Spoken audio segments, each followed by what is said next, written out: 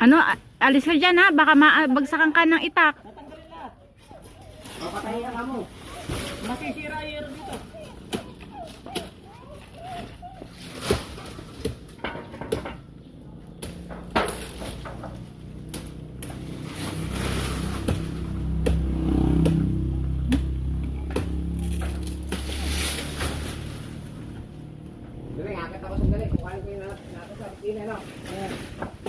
Gumilid ka, imbed baka mabagsakan ka ng ano ha.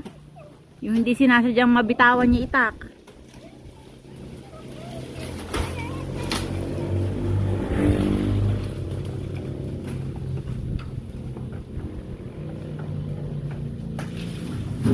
Tingnan mo nga kung di na UP bubong nila.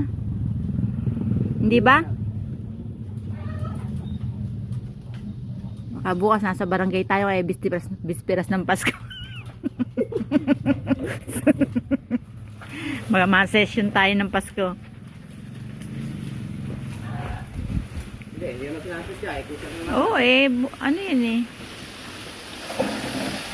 Buti sana kung sinadya.